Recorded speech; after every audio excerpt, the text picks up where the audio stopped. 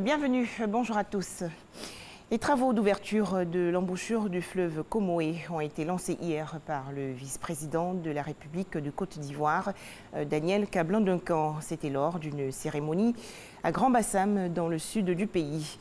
Coût de cette opération, 21,7 milliards de francs CFA.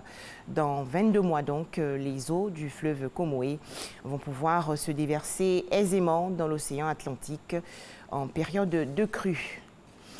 Toujours en images, la cérémonie d'ouverture des travaux de la 48e session ordinaire du Conseil d'administration de l'École inter-État des sciences et médecine vétérinaire de Dakar au Sénégal.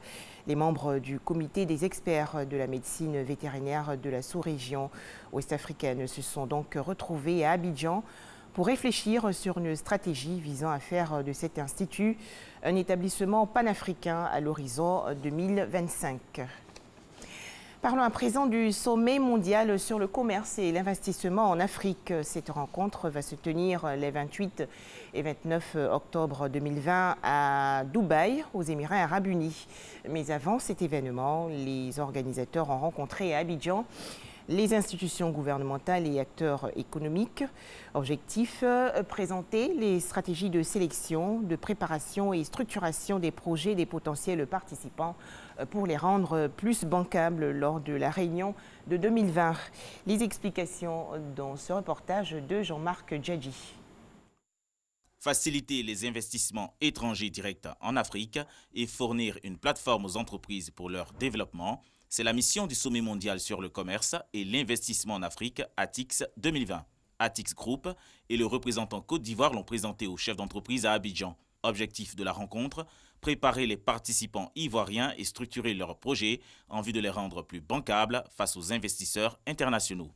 L'un des problèmes majeurs que rencontrent les entreprises en Afrique, c'est le manque d'accès au capital. Et ATIX est une plateforme qui est en train de résoudre ce problème. Nous sommes en train de faire venir des investisseurs pour faire venir les entreprises d'Abidjan, de Côte d'Ivoire, qui ont des projets, et pas seulement des projets, mais des projets bancables. Nous avons l'application des investisseurs d'ATIX de permettre aux entreprises de soumettre leurs projets directement en ligne, de sorte à ce que nous puissions les mettre en contact avec des investisseurs avant l'événement. ATIX 2020 a pour thème « Connecter le capital mondial aux opportunités d'investissement et de commerce en Afrique ». Plus de 3000 investisseurs provenant de 70 pays sont attendus.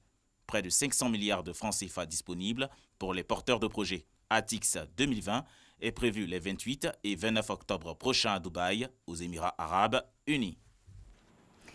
L'actualité hors de chez nous, la Gambie, mandatée par les 57 États membres de l'Organisation de la coopération islamique, a entamé hier une action judiciaire devant la Cour internationale de justice contre la Birmanie. La Gambie accuse les autorités birmanes d'actes de génocide à l'encontre des Rohingyas. Quelques 740 000 membres de la minorité musulmane Rohingyas ont fui depuis août 2017 les exactions de l'armée birmane et de milices bouddhistes qualifiées de génocide par des enquêteurs de l'Organisation des Nations Unies. Regain de tension dans le Proche-Orient. L'armée israélienne a tué aujourd'hui un haut commandant du djihad islamique à Gaza, un groupe armé palestinien qui a répliqué avec des salves de roquettes sur Israël, où plusieurs villes étaient en état d'alerte, laissant craindre une escalade. La Turquie a commencé hier à expulser des membres étrangers du groupe État islamique qu'elle détient, renvoyant 3 djihadistes et annonçant la prochaine expulsion de 22 autres, notamment des ressortissants français et allemands. Des violences hier à Hong Kong lors des manifestations pro-démocratie. Une vidéo largement diffusée sur les réseaux sociaux a montré un manifestant touché par un tir à balles réelles. Un homme masqué a aspergé un autre avec un liquide inflammable avant de le transformer en torche humaine. Enfin, après la démission du président bolivien Evo Morales, le Mexique lui offre l'asile.